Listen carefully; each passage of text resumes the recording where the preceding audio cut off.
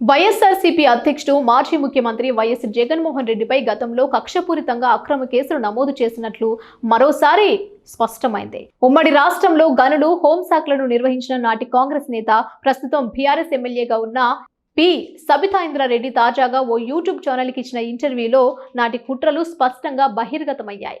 Congress party తనను ఉమ్మడి రాష్ట్రంలో హోంమంత్రిని చేసిందన్న వ్యాఖ్యలపై సబిత తీవ్రంగా ప్రతిస్పందించారు. హోంమంత్రి పదవిచ్చి కాంగ్రెస్ పార్టీ తనకేమీ ప్రయోజనం చేకూర్చలేదని, వైఎస్ జగన్మోహన్ రెడ్డిని దెబ్బతీసేందుకు ఆ పార్టీ తనను వాడుకుందని సంచలన వ్యాఖ్యలు చేశారు.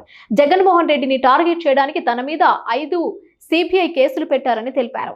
నేను రాజశేఖర రెడ్డి మంత్రివర్గంలో ఉన్నాను కాబట్టి నా మీద కేసులు పెడితే జనం నమ్ముతారని భావించారు. నన్ను ముందు పెట్టి జగన్ను దెబ్బ కొట్టాలని ప్రయత్నించారు.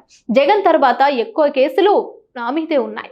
నా మీద 5 సిబిఐ కేసులు పెట్టారు. కాంగ్రెస్ పార్టీ ఇచ్చిన గిఫ్ట్ కదా ఇది. ఏ తప్పు చేయని నేను ఇప్పటికీ కోర్టుల చుట్టూ తిరుగుతున్నా. వైఎస్ రాజశేఖర రెడ్డి నన్ను కాంగ్రెస్ పార్టీలోకి తీసుకొచ్చారనే కారణంతో నా మీద 5 సిబిఐ కేసులు బనాయించిన 24 ఏళ్ల రాజకీయ జీవితంలో 20 ఏళ్లు ఆ పార్టీలోనే పనిచేశా అని చెప్పారు. మహిళలంటే తెలంగాణ ముఖ్యమంత్రి రేవంత్ రెడ్డికి గౌరవం లేదన్నారు. అధిష్టానం చెబితేనే పిటిషన్ దాఖలు చేశా.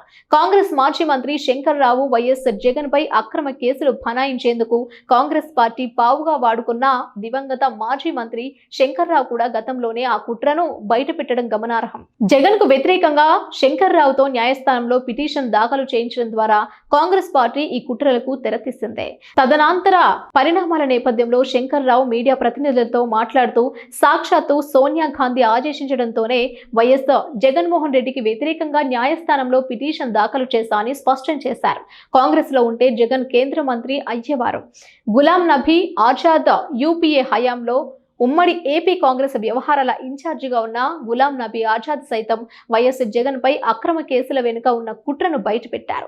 ఇటీవల కాంగ్రెస్ కు రాజీనామా చేసిన ఆయన గతంలోనే మీడియా ప్రతినిధులకు అసలు విషయాన్ని వెల్లడించారు. వైఎస్ జగన్మోహన్ రెడ్డి కాంగ్రెస్ పార్టీలో కొనసాగి ఉంటే కేంద్ర మంత్రి అయ్యేవారు అని ఆజాద్ వ్యాఖ్యానించారు. తద్వారా కాంగ్రెస్ కు రాజీనామా చేయడం వల్లే వైఎస్ జగన్ పై అక్రమ కేసులు నమోదు చేశారన్న వాస్తవాన్ని బహిర్గతం చేశారు. కాంగ్రెస్ లో కొనసాగి ఉంటే అక్రమ కేసులు ఉండేవి కావు. పైగా జగన్ కేంద్ర మంత్రి కూడా అయ్యేవారు అని ఆనాడే స్పష్టం చేశారు. కాంగ్రెస్ లో ఉంటే మంచోడే. వీరప్ప మొయిలీ ఉమ్మడి ఏపీ కాంగ్రెస్ వ్యవహారాల ఇన్ఛార్జిగా వ్యవహరించిన దివంగత వీరప్ప మొయిలీ సైతం వైఎస్ జగన్ పై అక్రమ కేసుల వెనుక లోగుట్టును గతంలోనే బయటపెట్టారు. వైఎస్ జగన్మోహన్ రెడ్డి కాంగ్రెస్ లో కొనసాగి ఉంటే మంచి వ్యక్తే. ఆయన కాంగ్రెస్ కు రాజీనామా చేయడం దురదృష్టకరమని నాడు మీడియాతో వ్యాఖ్యానించారు.